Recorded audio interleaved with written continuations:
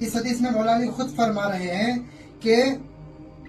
کچھ لوگ کھڑے ہو کر پانی پینے کو مکروہ سمجھتے ہیں، اور میں نے حضور پاک صلی اللہ علیہ وسلم کو کھڑے ہو کر پانی پیتے دیکھا ہے۔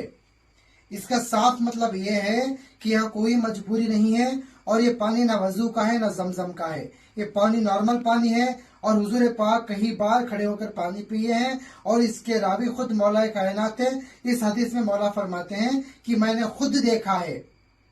سدھر جاؤ ناسبیوں، اگر یہ حدیث کے راوی مولا علی نہ ہوتے، کوئی اور صحابی ہوتے، تو اس حدیث کو یہ اپنے سر آنکھوں پر رکھتا، جبکہ اس حدیث کے یہ حدیث روایت کرنے والے خود مولا کائنات ہیں، تو اس نے اس حدیث کو جھٹلایا ہے۔ اس نے حضرت انس رضی اللہ تعالیٰ عنہ کی نام لیا اور ان کے بارے میں بتایا کہ فلاں حدیث ہے، فلاں حدیث میں جس میں بیٹھ کر پینے کا حکم ہے، یہ وہ اس نے بکواس کی، لیکن مولا کائنات کا نام نہیں لیا۔ سنی دعوت اسلامی کے مبلغ مولانا ابراہیم رضوی صاحب نے ایک ویڈیو بنائی جس کے اندر یہ بتایا کہ کس طرح ہمارے علماء نے پانی بیٹھ کر پینے کو سنت قرار دیا ہے، اور کھڑے ہو کے پانی پینے سے ممانعت فرمائی ہے، کیونکہ کئی حدیثیں ایسی ملتی ہیں کہ جس میں کھڑے ہو کے پانی پینا منع ہے۔ اس کے جواب میں ان صاحب نے یہ ویڈیو بنائی جیسے کھسیانی بلی کھمبا نوچے، بخاری کی وہی ایک حدیث جو گوگل سے رٹ لی 5615 کہ حضرت علی نے کھڑے ہو کے پانی پی کے دکھایا اور لوگوں سے کہا کہ میں نے نبی پاک کو ایسا ہی دیکھا ہے، اور لوگ اسے مکروہ سمجھتے ہیں، غلط سمجھتے ہیں، اس لیے میں پی کے دکھا رہا ہوں کہ یہ طریقہ غلط نہیں، صحیح ہے۔ سوال یہ ہے کہ یہ حدیث جو بخاری کے اندر ہے 5615 پہ، جس میں نبی پاک صلی اللہ علیہ وسلم کا ایک عمل حضرت علی نے فرمایا، یعنی کر کے بیان کیا، اور اس کے لیے فرمایا کہ میں نے نبی پاک صلی اللہ علیہ وسلم کو اسی طرح دیکھا جس طرح تم نے مجھے کھڑے ہو کے پانی پیتے ہوئے دیکھا، یہ روایت حضرت علی کی ہے، اور اس کو بیان کیا حضرت نزال نے۔ لیکن مسئلہ یہ ہے کہ ان صاحب کو 5615 کے بعد 5616 نمبر کی حدیث نہیں دکھی، یعنی وہی راوی اگلی روایت بھی بیان کر رہے ہیں جس کے اندر وہ پوری حدیث جو 5615 پہ شارٹ میں لکھی ہوئی ہے، وہی اگلی حدیث 5616 پہ فل تشریح کے ساتھ لکھی ہوئی ہے، اور یہ فرماتے ہیں کہ حضرت علی رضی اللہ تعالیٰ عنہ روایت کرتے ہیں کہ ظہر کی نماز کے بعد مسجد کوفہ کے اندر آنگن میں آپ تشریف لے کے بیٹھتے تھے لوگوں کی حاجت پوری کرنے کے لیے، اور ظہر سے عصر تک بیٹھے رہتے تھے، یہاں تک کہ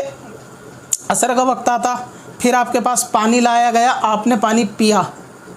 اور پینے کے بعد اس پانی سے ہاتھ منہ دھویا، مسا وغیرہ کرا، یعنی وضو کیا، اور وضو کرنے کے بعد آپ کھڑے ہوئے اور کھڑے ہو کے اس پانی کو پیا، اور پھر اس کے بعد یہ فرمایا کہ کھڑے ہو کے پانی پینے کو لوگ پسند نہیں کرتے، جبکہ میں نے نبی پاک صلی اللہ علیہ وسلم کو ایسا کرتے ہوئے دیکھا جیسے آپ نے مجھے دیکھا۔ یعنی یہ جو 5615 کی حدیث ہے، اس کی فل ایکسپلینیشن 5616 کے اندر موجود ہے کہ آپ حضرت علی نے پہلے پانی پیا اور پھر وضو کیا، اور وضو کرنے کے بعد کھڑے ہو کے پانی پیا۔ تو وہ جو پہلے والی حدیث ہے وہ کیونکہ شارٹ میں ہے کہ حضرت علی نے آنگن میں کھڑے ہو کے پانی پیا اور لوگوں سے یہ فرمایا، اور یہی چیز آگے فل ایکسپلینیشن ہے کہ وہ پانی جو ہے وہ وضو کا ہوا کرتا تھا۔ اسی طریقے سے یہ جامع ترمذی ہے، اس کے اندر امام ترمذی نے ایک باب قائم کیا ہے جس کے اندر یہ بتایا ہے کہ کھڑے ہو کے پانی پینے کے جائز ہونے کا جو ہے وہ بیان ہے، اور اس کے اندر بھی حضرت عمر سے روایت ہے کہ فرماتے ہیں کہ ہم چلتے چلتے کھاتے اور اسی طرح بھی پی لیا کرتے تھے، یعنی کھانا پینا دونوں اس طرح کرتے تھے، تو یہ حدیث موجود ہے۔ لیکن اس کے پہلے امام ترمذی نے ایک اور باب باندھا ہے جس کے اندر کہ کھڑے ہو کے پانی نہ پینے کا بیان، اور اس نہ پینے کے بیان کے اندر بھی روایت ہے حضرت انس سے کہ نبی پاک صلی اللہ علیہ وسلم نے کھڑے ہو کر پینے سے منع فرمایا، تو آپ سے دوسرے صحابی نے پوچھا کیا صرف پانی منع فرمایا یا کھانے کے بارے میں کیا حکم ہے؟ تو آپ نے فرمایا کہ کھانا تو پینے سے بھی زیادہ برا ہے، یعنی کھڑے ہو کے کھانا پینے سے بھی زیادہ برا ہے۔ اسی طریقے سے یہ صحیح مسلم ہے، اس کے اندر جو میرے پہ نسخہ ہے 5158 سے لے کر 5163 یعنی 5158 سے لے کر 5163 تک لگاتار وہ حدیث امام مسلم لے کر آئیں کہ جس میں نبی پاک صلی اللہ تعالی علیہ وسلم نے کھڑے ہو کر پانی پینے پر صحابہ کو ڈانٹا ہے، سخت لہجے سے منع کیا ہے، تنبیہ کری ہے کہ نہیں پینا۔ حضرت انس روایت کرتے ہیں کہ نبی پاک صلی اللہ علیہ وسلم نے کھڑے ہو کے پانی پینے پہ ہم کو ڈانٹا، اور اسی طرح ایک اور روایت ہے کہ کھڑے ہو کے پانی پینے سے ہم کو منع فرمایا ہے۔ تو جب آپ سے پوچھا گیا کہ کیا صرف پانی کو منع فرمایا، تو آپ نے فرمایا کہ کھانا تو پانی سے بھی زیادہ برا ہے، کھڑے ہو کے کھانا کھانا۔ اور حضرت عمر فرما رہے ہیں کہ میں نے دیکھا کہ ہم نبی پاک کے ساتھ کھڑے ہو کے کھاتے اور پیتے رہتے تھے۔ ایک روایت آپ وہ اپنے ذہن میں رکھنا۔ اسی طریقے سے اور بھی حدیث ہیں جس کے اندر ابو سعید خدری رضی اللہ تعالیٰ عنہ بیان کرتے ہیں کہ نبی پاک نے کھڑے ہو کے پانی پینے سے منع فرمایا ہے۔ اب یہاں یہ سمجھیے کہ جب کسی مسئلے میں دو قسم کی روایتیں ہوتی ہیں کہ ایک میں نبی پاک کا عمل کرنا ثابت ہوتا ہے اور ایک میں نبی پاک کا حکم دینا ثابت ہوتا ہے۔ جس میں عمل کرنا ثابت ہوتا ہے اس کو حدیث فعلی کہتے ہیں، اور جس میں عمل کرنا منع یعنی اس عمل کو منع یا اس عمل کو ہاں کہنے کا حکم ہوتا ہے اس کو حدیث قولی کہتے ہیں۔ جب اس قسم کی روایتیں ایک ہی موضوع میں آ جائیں، یعنی کسی عمل کو نبی پاک نے خود کیا سنت وہ بھی بن جائے گا، اور کسی عمل کو خود نہیں کیا لیکن کرنے کا حکم دیا سنت وہ بھی بن جائے گا۔ لیکن بعض عمل ایسے ہوتے ہیں کہ جس کو نبی پاک نے خود کیا ہوتا ہے لیکن ساتھ میں منع بھی کر دیا ہوتا ہے، تو یہاں پہ کنفیوژن کریٹ ہوتی ہے کہ جب کیا ہے تو اسے سنت مانا جائے یا جو منع کر دیا ہے اس سے رکا جائے، کیا جائے۔ تو اس قسم کی حدیثوں کے اندر نبی پاک صلی اللہ علیہ وسلم نے جس کام کو منع کیا ہوتا ہے امتیوں کو اس پہ عمل کرنا ضروری ہوتا ہے۔ اس کی میں چندہ سال مثال دیتا ہوں۔ نبی پاک کا خود کوئی عمل کرنا وہ کسی مجبوری یا کسی ایسے موقع پہ ہو سکتا ہے کہ جب وہ عمل کی جائز کی صورت نکلتی ہو، پہلی چیز۔ دوسری وہ کہ اس عمل کو جائز ٹھہرانا مقصود ہو کہ یہ حرام نہیں ہے، کبھی کبھی کیا جا سکتا ہے، اس لیے نبی پاک نے اس کو کر کے دکھایا۔ جیسا کہ حضرت عمر نے فرمایا کہ چلتے ہوئے ہم کھاتے پیتے تھے، تو جنگ کے بہت سارے موقع ہوتے تھے کہ جہاں بیٹھ کے کھانا پینا جنگ کے دوران بہت آسان اور مشکل نہیں تھا دشمن کے خیمے میں، تو ایسے میں چلتے ہوئے کھانا پینا اس کی گنجائش رکھی تھی تاکہ شریعت میں لوگ اس کو حرام نہ سمجھے۔ ٹھیک ایسے ہی جب قافلہ لمبی دوری پر ہوتا تو دو قافلوں کے بیچ میں فاصلہ نہ ہو تو بیٹھ کے وہاں کھانے پینے کے لیے دسترخوان نہیں لگایا جاتا تھا۔ بعض اوقات ایسا ہوتا تھا کہ چلتے پھرتے بھی اگر کسی کو پیاس یا کھانے کی شدت ہے تو کھا پی لیا جاتا تھا تاکہ یہ شریعت میں جائز ہو جائے۔ لیکن جب ایسی کوئی مجبوری نہیں ہوتی تھی اور اس کے باوجود صحابہ کھڑے ہو کے پانی پیتے تھے تو آپ نے سختی کے ساتھ منع فرمایا کہ کھڑے ہو کے پانی مت پیو۔ اب مسئلہ یہ ہے کہ نبی پاک نے خود کیا، ایک روایت وہ، اور ایک خود کو منع فرما دیا کسی کام کو، ایک روایت وہ۔ اگر آپ کہتے ہو کہ نبی پاک صلی اللہ تعالی وسلم نے یہ عمل خود کیا ہے لہٰذا ہم کریں گے، منع والا مسئلہ نہیں لیا جائے گا، تو ایسے دوسرے مسائل بھی آپ کو دیکھنے پڑیں گے، جس کی ایک مثال ہے نبی پاک صلی اللہ تعالی وسلم نے 4 سے زیادہ شادیاں کی ہیں، لیکن شریعت کے اندر مسلمان کو 4 سے زیادہ کی ممانعت ہے۔ اب آپ وہ کریں گے کہ جو نبی پاک نے کیا ہے یا وہ کریں گے جس سے منع کیا ہے؟ ٹھیک ویسے ہی مرد کو سونا پہننا نبی پاک نے پہنایا ہے اور شریعت میں مرد کو سونا حرام ہے، تو اب آپ وہ کریں گے کہ جو نبی پاک نے خود کرا ہے کہ کسی کو سونے کے کنگن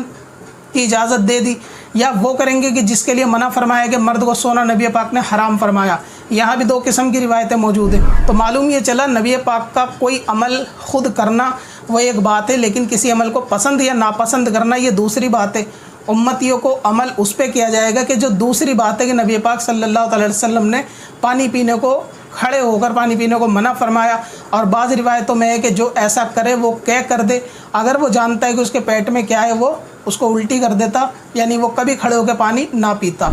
لہٰذا ایسی روایتوں میں کہ جہاں کسی چیز کے نہ کرنے کا حکم آ جاتا ہے عمل اس پہ کیا جائے گا اگرچہ اس کے خلاف کرنے والی حدیثیں موجود ہوں، کیونکہ جو کرنے والی حدیث ہے اس میں کرنے کا حکم موجود نہیں ہے، منع کا حکم موجود ہے، اور جب حکم منع کا موجود ہوگا تو حکم پر جو ہے وہ عمل ہوگا۔ نبی پاک نے خود کیا اس چیز کو نہیں دیکھا جائے گا اس دوران، ورنہ تو رفع دین کرنے کے تعلق سے نبی پاک نے رفع دین کیا لیکن کرنے کا حکم نہیں دیا۔ لیکن حکم کس چیز کا دیا؟ صحیح مسلم کی حدیث کے اندر کہ تم رفع دین نہ کرو، نماز کے اندر جو ہے وہ سکونت اختیار کرو، نماز کے اندر گھوڑے کی دم کی طرح ہاتھ نہ اٹھاؤ۔ تو آپ کیا کرتے ہو؟ رفع دین نہیں کرتے ہو، اس لیے کیونکہ حکم منع پر ہے اور کرنے پر حکم نہیں ہے اگرچہ خود کر کے دکھایا۔ تو ایسے نبی پاک نے بعض موقع پر بہت سارے کام کیے لیکن شریعت میں اس کو ناپسند کیا، آگے چل کے اس کو منع فرما دیا، تو عمل جو ہے وہ منع والی حدیث پر ہوگا۔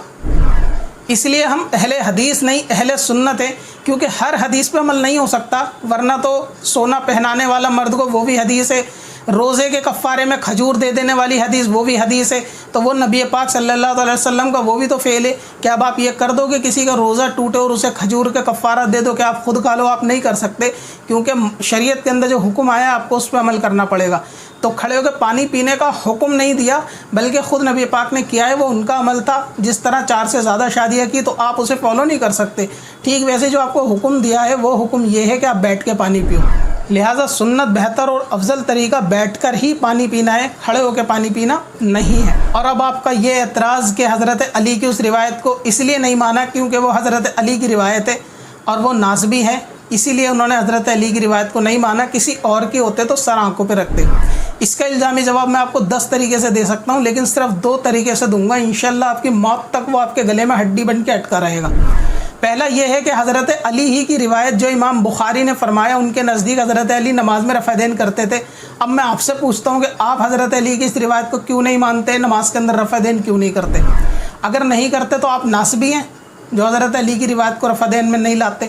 یہ بھی تو حضرت علی کی روایت ہے۔ کسی روایت کو نہ لینا اس صحابی کی دشمنی کو دکھاتا ہے۔ تو پھر حضرت عائشہ رضی اللہ تعالیٰ عنہ کی بھی ایک روایت ہے کہ جس میں انہوں نے فرمایا نبی پاک نے خدا کو نہیں دیکھا، تو آپ مانتے ہیں کہ شب معراج نبی پاک نے خدا کو نہیں دیکھا؟ اگر آپ نہیں مانتے تو آپ رافضی ہیں جو حضرت عائشہ سے بغض رکھتے اور ان کی روایت کو جھٹلاتے ہیں۔ اسی طرح جو حضرت انس اور حضرت ابو ہریرہ رضی اللہ تعالیٰ عنہم سے جو روایتیں ہیں، آپ ان روایتوں کو کیوں انکار کرتے ہیں؟ کہ آپ خارجی ہیں؟ ایسا تو بہت سی حضرت علی کی روایت ہے جس پہ آپ عمل نہیں کرتے اور نہ کر سکتے، تو آپ بھی ناسبی ہو جائیں گے، آپ بھی خارجی ہو جائیں گے، آپ بھی رافضی ہو جائیں گے۔ لہٰذا گوگل سے ایک حدیث رٹ لینا، یاد کرنا بہت آسان ہے، اور اصول علم حدیث کی روشنی میں حدیث کو سمجھنا، لہٰذا آپ اس کا جواب کبھی نہیں دے سکتے کہ آپ نے حضرت علی کی روایت کو کیوں جھٹلا دیا، کسی اور کی ہوتی تو سر آنکھوں پہ رکھتے، اور حضرت عائشہ کی روایت کو کیوں نہیں مانتے، کیا کسی اور کی ہوتی تو آنکھوں پہ رکھتے؟ آپ بھی خارجی ہو یا آپ بھی ناسبی ہو، اور اس کا جواب آپ اپنی موت تک نہیں دے سکتے ہو۔